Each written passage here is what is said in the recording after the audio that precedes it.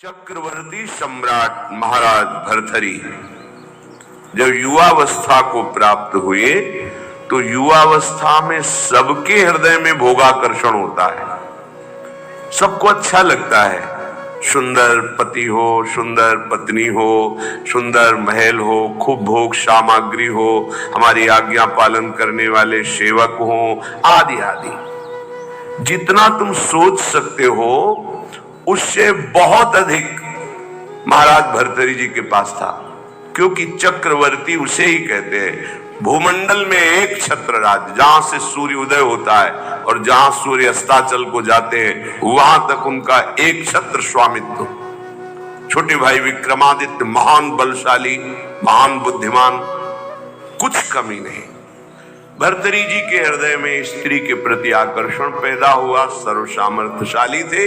आदेश किया विश्व की सबसे सुंदर राजकुमारी को हमारे पास पत्नी के रूप में वर्ण करने के लिए लाया जाए। कौन नहीं चाहेगा ऐसे सम्राट, ऐसे सुंदर वैभवशाली राजा को अपना पति बनाना। एक पिंगला नाम की बहुत सुंदरी युवती को वर्ण किया भर्तृहरि जी ने, और मन में विचारा कि आखिरकार भोगों में क्या सुख, इसके लिए मुझे एकांत चाहिए। विक्रमादित्य से कहा आप राज्य शासन को संभालिए जब तक हम अनुभव नहीं कर लेते। महल में किसी भी तरह की राज दरबार की बात लेकर कोई ना आवे, मुझे स्वतंत्र छोड़ दिया जाए। राजाज्ञा, संपूर्ण भोगों की बाहुल्यता महल में। क्या कभी आग में धीरे धीरे घी डालने से आग शांत होती है क्या? ऐसे ही भोगों को भोगने से कभी कामाग्नि शांत थोड़ी होती है, और भड़कती है। अगर सुख हो तो विश्राम मिल जाए। एक दिन पिंगला काफी समय व्यतीत होने के बाद वो अपनी महल की पीछे खिड़की से झांक रही थी। पीछे अश्वशाला थी, वहां घोड़ों की रक्षा सेवा कराने वाला अश्वपति अपने सेवकों के द्वारा घोड़ों की देखरेख, उनकी सेवा कराता था। बहुत ही हष्ट पुष्ट जवान पिंगला देखकर आसक्त हो गई, एकांत में मिलने लगी। जब महाराज विश्राम को होते तो एकांत में मिलने लगे। गुप्तचरों के द्वारा यह बात जब विक्रमादित्य को पता चली तो बहुत अंदर से पीड़ित हुए कि क्या करूं, अगर मैं कुछ कहता हूं तो कहीं संशय न कर लिया जाए, अगर कहता नहीं हूं तो ये राजा के प्रति बहुत ही बड़ा विश्वासघात हो रहा है, और वो मेरे भ्राता हैं, मैं ऐसा सह नहीं सकता। एकांत में मिलने की प्रार्थना की। बहुत प्रवीण थी पिंगला, समझ गई। महाराज ने कहा आज मेरा भाई मेरे से मिलना चाहता है, पता नहीं क्या समस्या है। उनका मुझे पता है, जाइए पहले आप पूछ कर आइए। राजा को आश्चर्य हुआ, मेरे तक बात नहीं पहुंची, इसको पता है। बहुत प्रवीण थी, पर विषयों में प्रवीणता कोई प्रवीणता नहीं कहलाती। प्रवीणता तो विषयों के त्याग की होनी चाहिए। बुद्धिमत्ता गड्ढे में गिरने की नहीं होती, बुद्धिमत्ता उससे निकलने की होती है।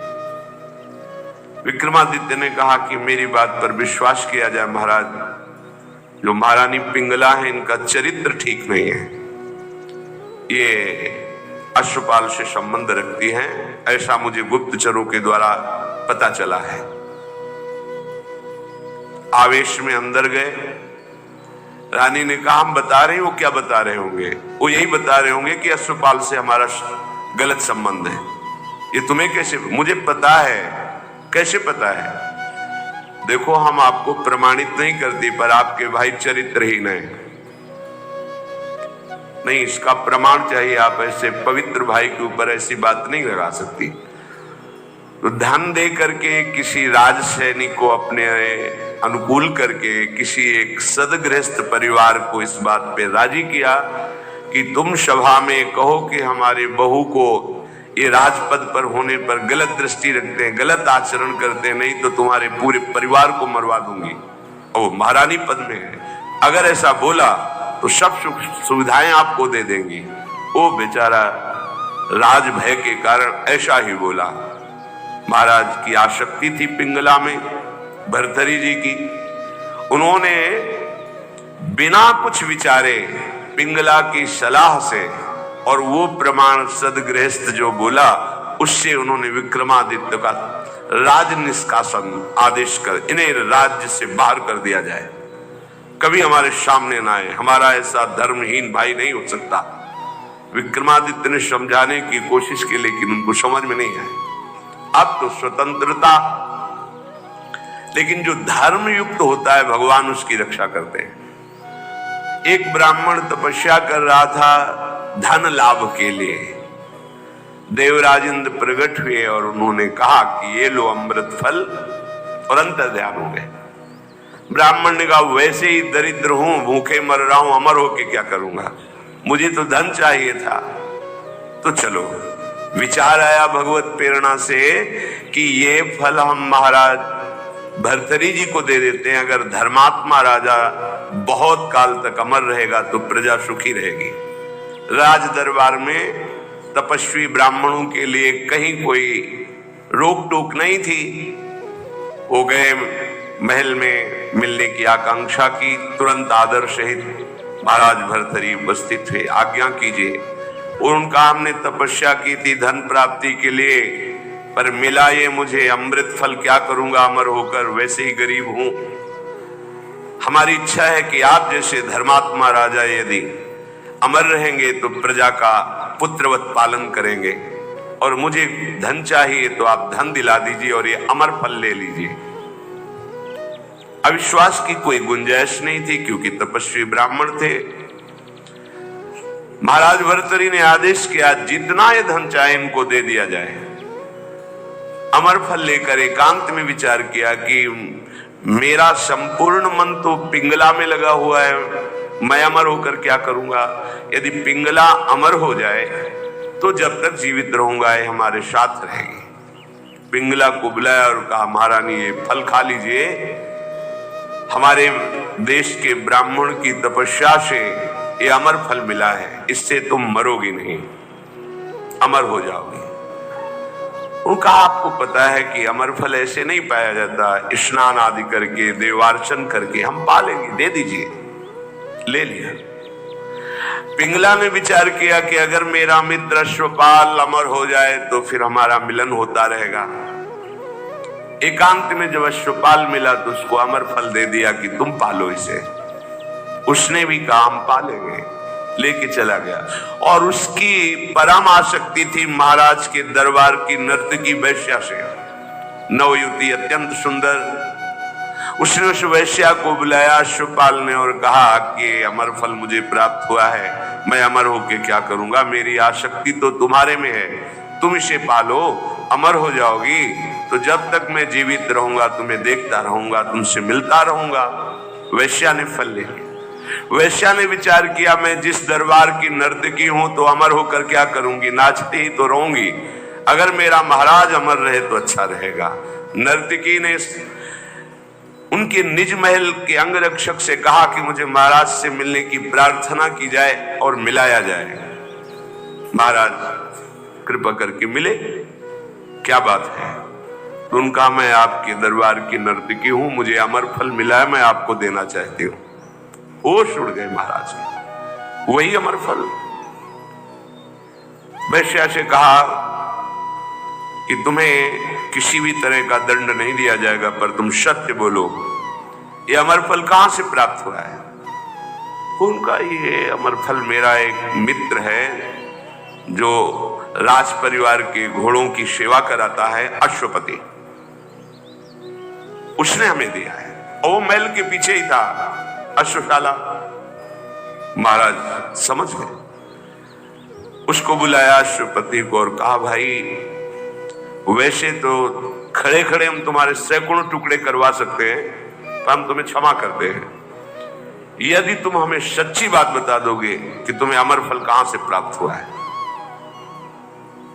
डरते हुए भयभीत होकर उसने कहा महारानी पिंगला ने दिया है। होश हो गए। ओहो, मुझ चक्रवर्ती सम्राट से ये तृप्त नहीं है, अश्वपाल से आसक्ति, अश्वपाल महारानी पिंगला से आसक्त नहीं है, वैश्या से।